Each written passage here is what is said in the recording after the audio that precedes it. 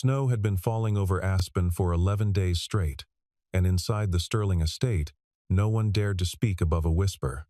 The mansion sat high on the ridge, like something carved from ice itself, its windows glowing faintly against the gray mountain sky, and behind those windows lived a woman that 39 caregivers had already fled from in less than 2 years. Vivian Sterling, once the most celebrated biotech executive on the eastern seaboard, had not left her private wing in months. Her wheelchair, custom-built from titanium and carbon fiber, sat parked by the frost-covered window each morning, facing a view she rarely seemed to see. The staff spoke of her the way people speak of a storm that has already destroyed one town and might destroy another. Then Ethan Calloway walked through the front doors carrying nothing but a single leather bag, and Margaret Collins, the head housekeeper who had buried 3 husbands and outlasted every assistant Vivian ever hired, looked him over and told him plainly that he would not survive 1 week. Ethan only smiled, the kind of smile that held no defiance and no fear. Margaret had seen that same calm in exactly one other person in her 65 years, and it had unsettled her then too. She led him down the east corridor, past portraits of a family that no longer gathered for holidays, past a trophy case honoring achievements that meant nothing to the woman who now lived like a ghost in her own home. The house itself seemed to hold its breath. Even the fireplaces, though lit, gave off a strange kind of cold, as if warmth itself had learned to be careful inside these walls. Margaret warned him a second time, this time softer, almost like a confession, that 42 people had already tried and failed, that Vivian did not need help. She needed someone to disappear. Ethan set his bag down in the small guest room assigned to him and looked out at the mountains, white and endless, folding into a sky the color of unpolished steel. He had spent years working with patients no one else wanted to take, men and women broken by accidents and bad luck and cruel timing, and in every one of them he had learned to look past the anger sitting on the surface. Anger was rarely the real story. It was armor, built fast and built strong, worn by people who had lost something they could never get back. He unpacked slowly, methodically, the way an engineer unpacks a toolkit before a difficult repair, because that was exactly how he thought of his work now, though the machine he had come to fix breathed and bled and remembered. Before coming to Aspen, Ethan had spent nearly a decade in aerospace engineering, designing systems meant to keep aircraft steady through conditions that would break lesser machines, and though he had left that career behind after his wife passed, the discipline of it never left him. He had learned in those years that every failure had a cause, that nothing broke without reason, and that patience, applied correctly, could coax function out of almost anything that still had a working part left inside it. It was this same philosophy that had carried him into caregiving work. First with veterans returning from injuries that reshaped their entire lives. Then, with patients like Vivian, people the rest of the world had quietly given up, trying to understand. He did not see broken things. He saw things waiting to be understood correctly for the first time. The estate itself told its own story to anyone patient enough to notice. Photographs from years earlier still hung along the main staircase, images of galas and press conferences, of Vivian Sterling shaking hands with senators and scientists, always upright, always in motion, a woman who had built an empire through sheer force of will. Those photographs had not been taken down, though no one in the house looked at them anymore, and Ethan found it telling that the version of Vivian preserved on those walls felt like a stranger to the version now living behind a closed door on the second floor. He wondered, that first week, how long it had been since anyone in the house had spoken to her, as though she were still that same woman rather than the wreckage the accident had supposedly left behind.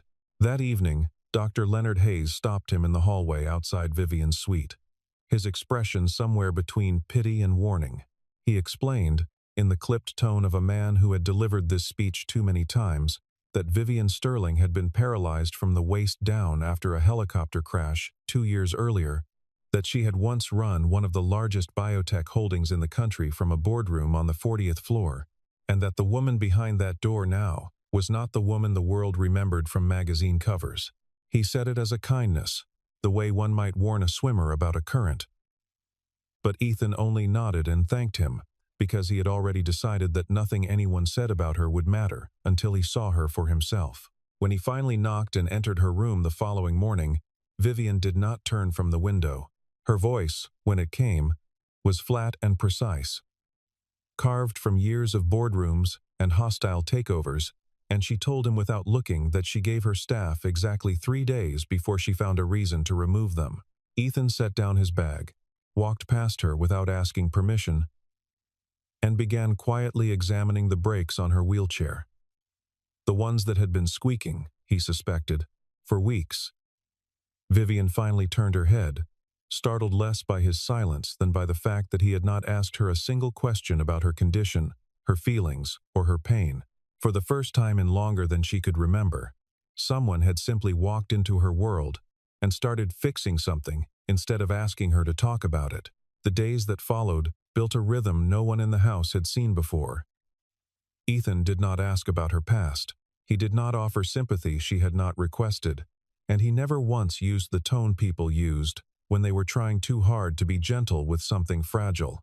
Instead, he repaired the squeaking left wheel on her chair, tightened the loose handrail along the corridor that Margaret had complained about for a year, recalibrated the temperamental heating system that kept the east wing 5 degrees colder than the rest of the house, adjusted the swinging door to her private study so it no longer stuck against the frame, and quietly replaced the ancient coffee machine in the kitchen that had been burning every pot of coffee it made since autumn. He did all of it without asking for credit, without mentioning it at dinner, without expecting a single word of thanks. Vivian noticed everything, though she pretended not to.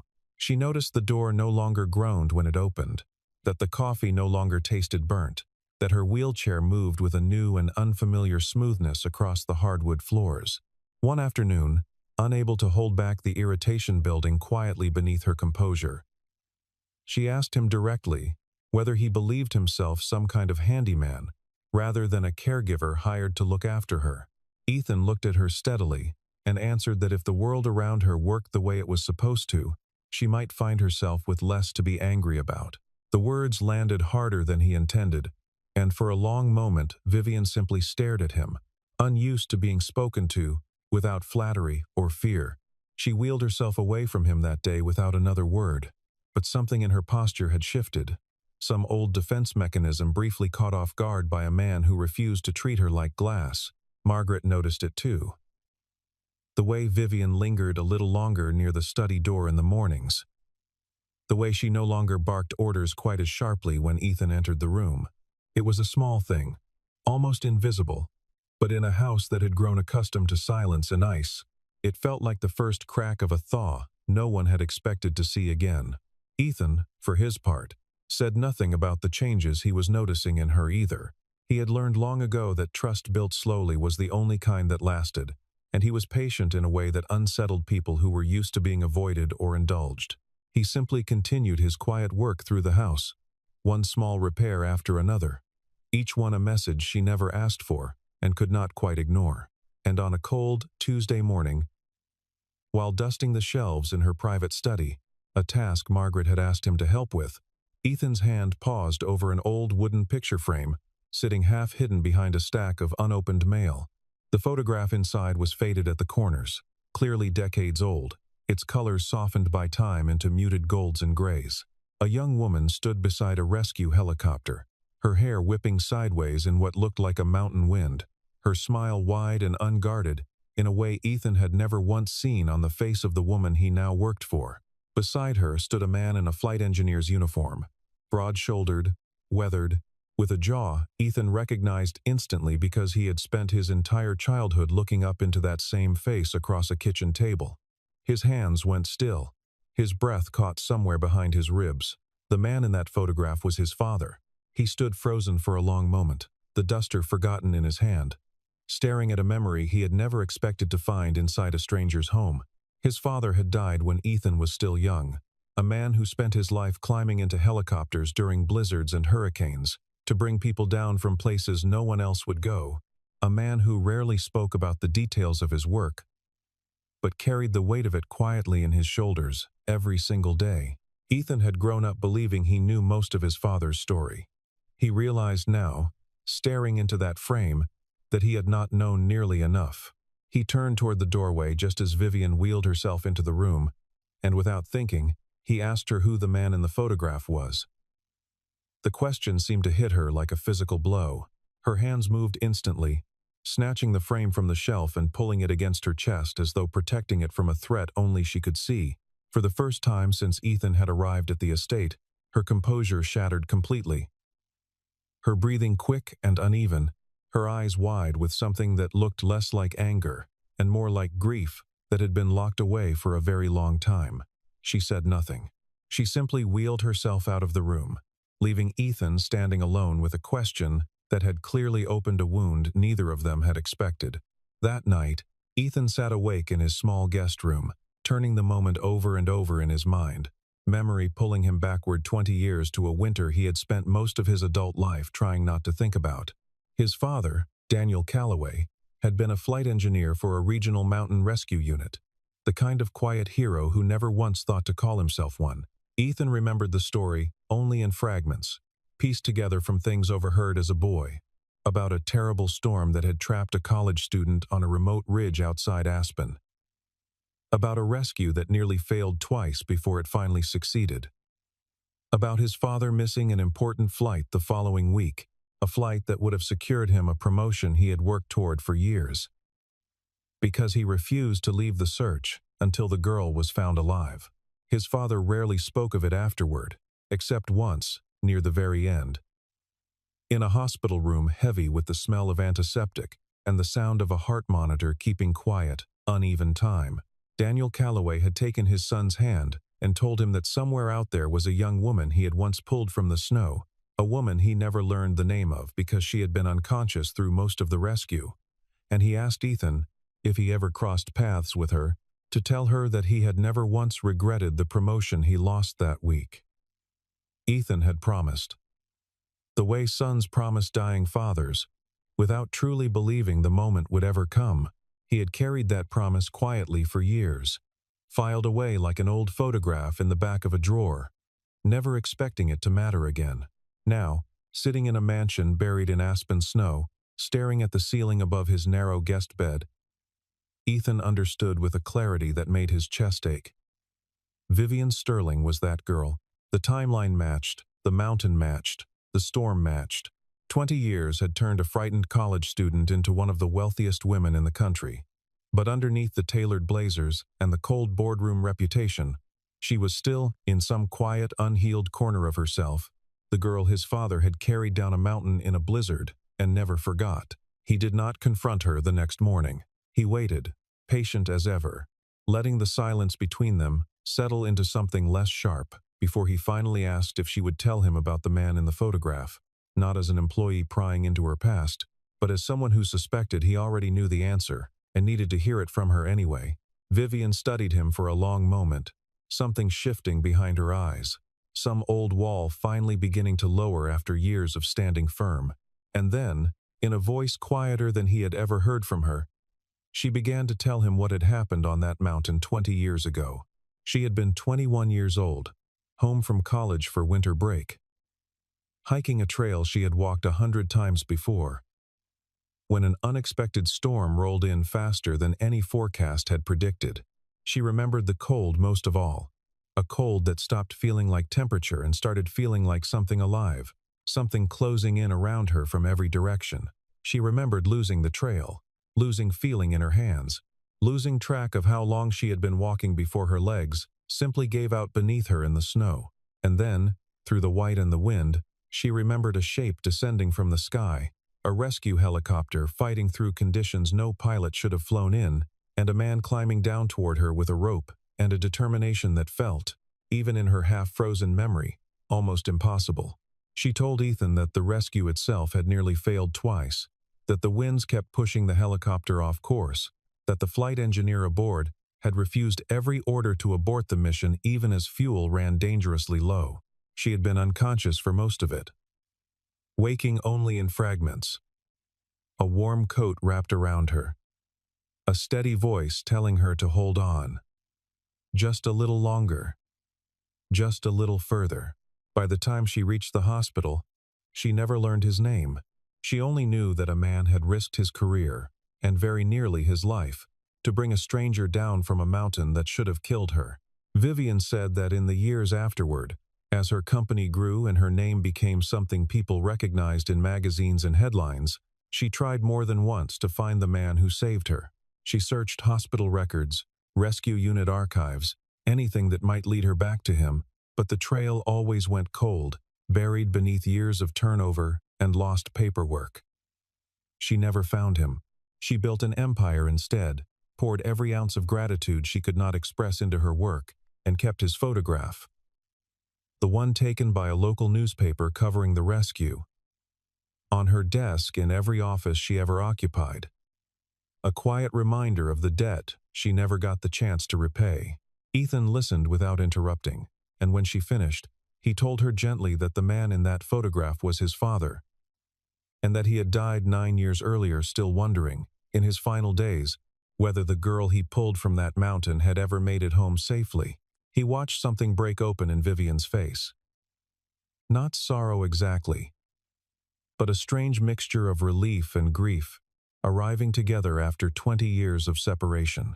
She had spent 2 decades carrying gratitude she could never deliver, and now the son of the man who saved her life was standing in her study, close enough to touch, close enough to finally hear what she had wanted to say for so long. She asked, almost afraid of the answer, whether his father had suffered any consequences for missing that flight all those years ago. Ethan told her the truth, that his father had lost the promotion he had worked years to earn, that the missed opportunity had followed him quietly through the rest of his career, never spoken of with bitterness, but never entirely forgotten either. He repeated his father's final words as closely as he could remember them, that if he ever found the girl from that mountain, he should tell her that Daniel Calloway had never once regretted what it cost him. Vivian pressed a hand to her mouth, and for the first time since the accident that had taken the use of her legs, tears came freely, unguarded, entirely her own. In the days that followed, something in the house began to change in ways even Margaret struggled to explain to the rest of the staff. Vivian began asking Ethan to sit with her in the evenings, not for physical therapy or medical routine, but simply to talk, to hear stories about his father that she had never known, stories about a man who used to whittle small wooden birds for his son and hum old country songs while fixing the family truck in the driveway. In exchange, she told Ethan pieces of her own life before the accident, the relentless pace of building a company from nothing, the loneliness that came with success, the way she had never quite forgiven herself for never finding the man who saved her before it was too late. But even as the walls between them began to soften, Ethan noticed something troubling in the details Vivian shared about the helicopter crash that had left her paralyzed 2 years earlier.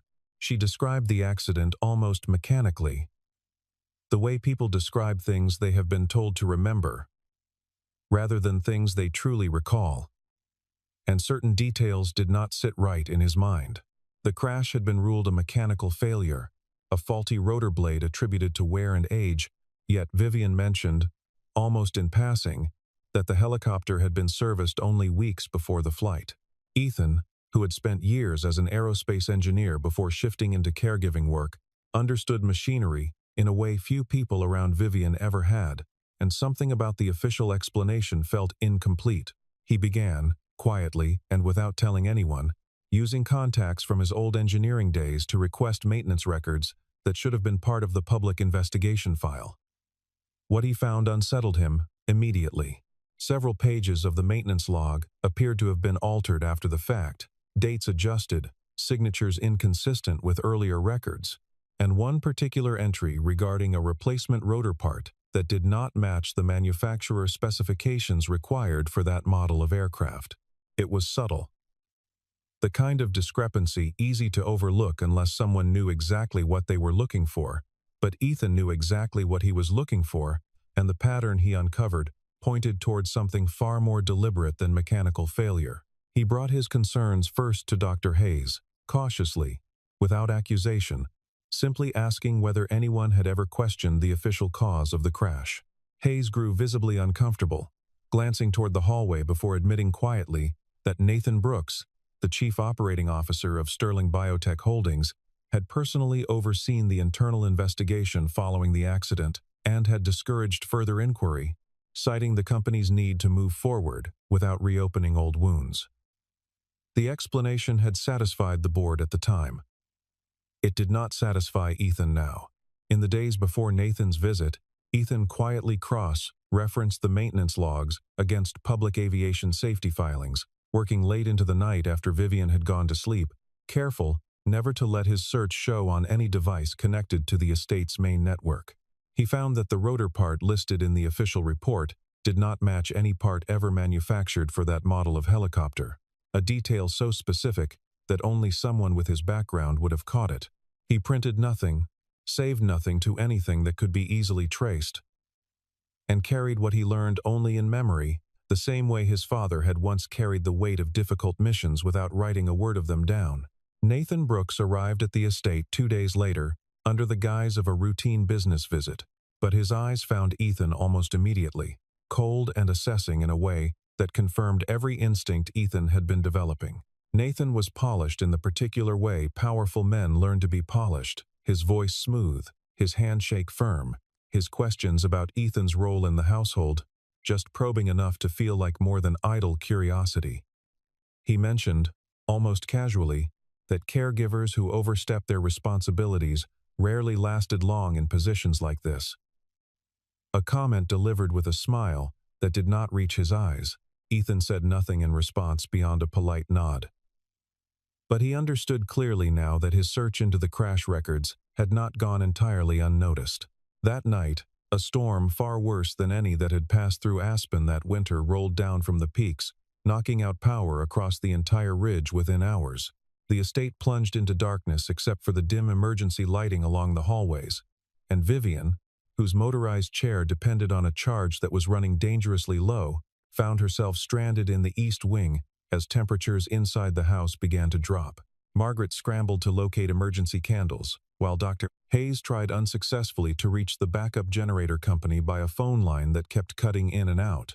Ethan moved fast, pulling on his coat and heading straight for the generator room in the basement, a space he had explored briefly during his first week at the estate while mapping out the house's mechanical systems. The generator itself was old, temperamental, exactly the kind of machine Ethan had spent years learning to coax back to life under pressure. As he worked by flashlight, hands moving quickly over wiring and fuel lines, his light caught on something tucked behind a stack of storage boxes in the corner of the room. A small external hard drive, dust-covered, clearly hidden rather than simply forgotten. Something about its placement, deliberately concealed behind boxes no one had moved in years, made him pause. He pocketed it without fully understanding why, some instinct telling him it mattered, and returned his focus to the generator until the lights across the house flickered back to life one section at a time. Later that night, once Vivian was settled and the house had quieted, Ethan connected the hard drive to his laptop in the privacy of his room, and what he found there confirmed every suspicion the altered maintenance logs had already planted in his mind. The drive contained internal company emails, financial records, and communications between Nathan Brooks and a maintenance contractor discussing the use of substandard replacement parts across several company aircraft, a cost-cutting measure implemented quietly, without board approval, in the months before Vivian's crash. One email in particular, dated weeks before the accident, referenced concerns raised by a technician about rotor integrity, concerns that had been dismissed and buried rather than addressed. Ethan barely had time to process what he had found before he heard footsteps in the hallway outside his door, deliberate and unhurried, the kind of footsteps that belonged to someone who believed they had every right to be there. He closed the laptop quickly and opened the door to find Nathan Brooks standing in the corridor, his expression carefully neutral, explaining that he had come to check on Vivian given the storm, but his eyes drifted, just briefly, to the closed laptop on the desk behind Ethan. And in that fraction of a second, both men understood exactly what the other knew. What followed was not a physical confrontation, but something far more tense. A careful dance of words in which Nathan attempted to convince Ethan that reopening the investigation would only cause Vivian unnecessary pain, that some truths were better left buried for the sake of everyone's peace. Ethan listened patiently, then told him plainly that peace built on a lie was not peace at all, and that Vivian deserved to know exactly what had happened to her, regardless of how painful that truth might be. Nathan's composure cracked for just a moment, a flash of something colder and more desperate passing behind his eyes, before he turned and left without another word, disappearing back down the darkened hallway into the storm still raging outside. The following morning, Ethan brought everything he had found directly to Vivian, sitting with her in the study where the old photograph still rested on the shelf, now returned to its rightful place in plain view rather than hidden away. He laid out the altered maintenance records, the emails detailing the substandard parts, the dismissed technician's warning, and watched her face shift from confusion to disbelief to something far heavier, something that looked almost like the floor of her entire world giving way beneath her. She had trusted Nathan Brooks for over a decade, had promoted him, defended him to the board, considered him one of the few people who had stood by her after the accident. Learning that the accident itself may have traced back to decisions he had made felt, to her, like losing something all over again. She asked Ethan, voice trembling in a way he had never heard from her before, whether he was certain, truly certain, that this was not some misunderstanding that could be explained away.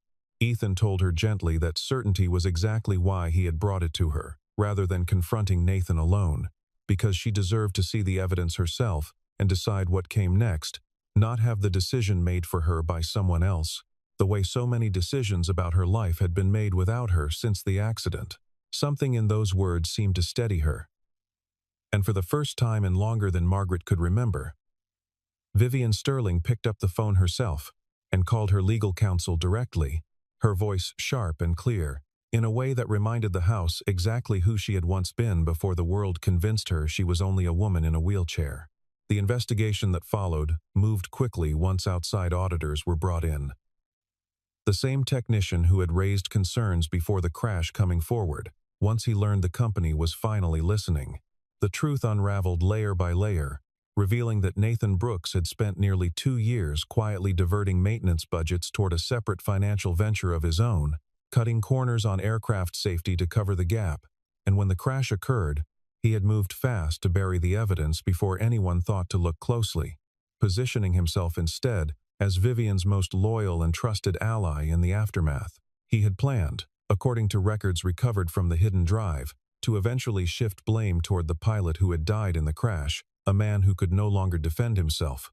Rather than risk his own exposure, Nathan was arrested on a gray Thursday morning, led out of the Sterling corporate offices in downtown Denver, in full view of employees who had once answered to him without question.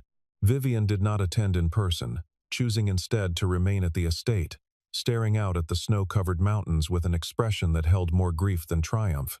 2 years of anger she had directed at her own body, at fate, at the randomness of an accident she believed no one could have prevented, now had to be reconciled with the knowledge that someone she trusted had, through greed and carelessness, taken her ability to walk. It was a heavier truth in some ways than the lie had been. And Ethan understood that healing from it would take more than a single conversation or a single arrest. He stayed close in the weeks that followed, not pushing, not offering the kind of hollow encouragement people often reach for in moments like this, simply present in the way his father had once been present for a stranger lost in a snowstorm, steady and unwavering, without demanding anything in return. Slowly, Vivian began attending physical therapy sessions she had refused for over a year, not because a doctor insisted, but because she chose to, driven by something that felt, for the first time since the crash, like hope rather than obligation. Dr. Hayes noted quietly to Margaret one evening that he had not seen this kind of engagement from Vivian since before the accident. And both of them understood exactly what, or rather who, had brought it back. There were setbacks along the way, mornings when Vivian woke, consumed again by the anger that had defined her for 2 years, when she snapped at Margaret over nothing and refused to leave her room for days at a time. Ethan never treated these days as failures. He simply continued showing up, fixing whatever needed fixing, sitting nearby without forcing conversation, letting her know through steady presence rather than words that he was not going anywhere, regardless of which version of her greeted him that morning. Slowly, those difficult mornings grew further apart, replaced more often by days when she asked questions about the therapy exercises herself, when she pushed a little harder during sessions than her doctors recommended, impatient in a way that reminded everyone around her of the relentless woman who had once built a company from nothing. The company underwent significant changes in the months that followed Nathan's removal. New safety protocols implemented across every division that touched aviation, an independent oversight board established to prevent the kind of unchecked authority that had allowed Nathan's deception to continue as long as it did. Vivian, still working remotely from the estate, threw herself into these reforms with an intensity that reminded her senior staff of the woman who had built the company from nothing decades earlier, proof that whatever the accident had taken from her legs, it had not touched the sharp, relentless mind that had made Sterling Biotech Holdings what it was. But it was the smaller moments that mattered most to Ethan. The ones no headline would ever capture. The first time Vivian asked to be wheeled outside, simply to feel snow falling against her face, rather than watching it from behind glass. The first time she laughed, actually laughed, at something Ethan said while repairing a stubborn latch on the greenhouse door, a sound so unfamiliar in the house that Margaret dropped a tray of tea in surprise from the next room. The first time Vivian reached out and steadied her own hand against the wheelchair's rail to adjust her position without asking for help, a small act of independence that meant more to her than any board meeting she had ever chaired. Ethan never pushed her toward these moments. He simply made space for them, fixing the things around her that made independence possible, offering steady presence rather than pity, treating her not as a fragile thing to be managed, but as a woman rebuilding her life on her own terms.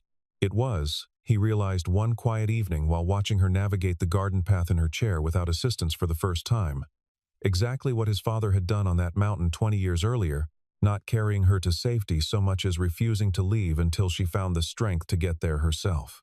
Spring came late to Aspen that year, the snow lingering stubbornly on the peaks even as the valley below began to soften into green, and Vivian used the changing season as an occasion to do something she had not done in the 2 years since her accident. She organized a formal gathering at the estate, not the kind of glittering corporate event she once hosted before the crash, but something smaller, quieter, centered on gratitude rather than business.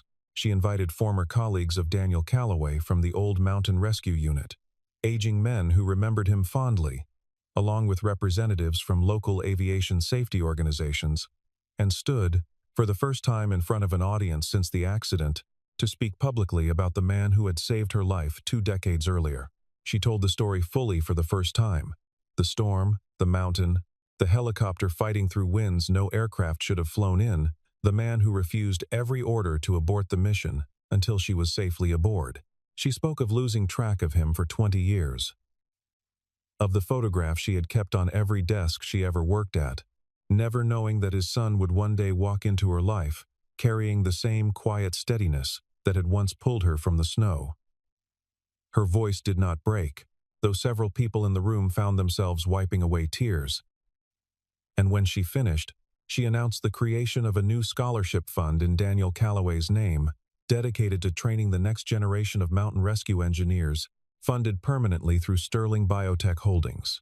One of the older rescue unit members, a man who had flown alongside Daniel Calloway decades earlier, stood to share a memory of his own, describing a mission years before the storm that took Vivian up the mountain, when Daniel had spent 11 straight hours searching for a missing hiker, long after every other crew had turned back for the night. The old man's voice shook as he spoke, and he told the room that Daniel Calloway had never once, in all their years of service together, asked for recognition for anything he did, that he simply believed some other family somewhere deserved to keep the person they loved, and that belief alone had guided every decision he ever made in the field. Vivian listened with her hands folded tightly in her lap, and Ethan, standing near the back of the room, felt something in his chest loosen that had been tight since the day his father passed away, without ever learning whether the girl on the mountain had survived to build a life of her own. After the ceremony, once the guests had gone and the house had quieted into evening, Vivian asked Ethan to join her in the study one final time. She wheeled herself to the shelf where the old photograph still sat, and beside it now rested a small wooden box she had kept locked away for years, one she had never shown to anyone at the estate. Inside was a worn leather watch, its face scratched from decades of use, its strap softened with age, an item that had been recovered from the mountain rescue site all those years ago, and returned to hospital staff along with her belongings, though she had never known, until now, that it belonged to the man who saved her. She placed it gently in Ethan's hands, telling him that it was time it returned to the family it had always belonged to. Ethan turned the watch over slowly, recognizing it instantly from photographs his mother had kept of his father in his younger years, before the scratches and the wear, before the mountain had claimed a piece of it just as it had claimed pieces of both their lives in different ways. He said nothing for a long moment, simply holding it, feeling something settle inside his chest that had been unsettled since the day he first saw that old photograph tucked away on Vivian's shelf. Vivian watched him quietly, then said something she had been holding on to for weeks. That there were winters that seemed as though they would never end, seasons of cold so deep and so relentless that a person began to believe warmth itself was a story from another life. But given enough time and enough patience, even the harshest winter eventually gave way, the ice cracking slowly at first and then, all at once, revealing ground beneath it that had been waiting, quietly, to grow again. She told him that she had spent 2 years believing her own winter would never end, until a man walked into her house one snowy morning and began, without asking permission, fixing everything around her that had been broken. Ethan looked at her then, really looked, past the wheelchair and the scars and the years of practiced coldness she had built to survive a world that no longer made sense to her, and saw instead the same steadiness his father must have seen in a frightened 21-year-old on a mountain 20 years ago, a strength that had never truly disappeared, only waited, buried beneath grief and fear, for someone patient enough to help uncover it again. He did not need to say much in return. He simply nodded, slipped the watch into his pocket, and told her that his father would have been glad to know she had found her way back. In the weeks that followed, the estate itself seemed to change in small, undeniable ways. Windows that had stayed shuttered through 2 long winters were open to let in the mountain air.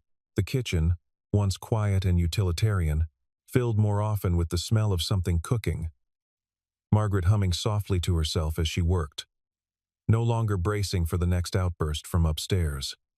Dr. Hayes visited less frequently, not because Vivian needed him less, but because her recovery had settled into a rhythm that no longer required constant supervision. Each appointment now, a marker of progress, rather than crisis management.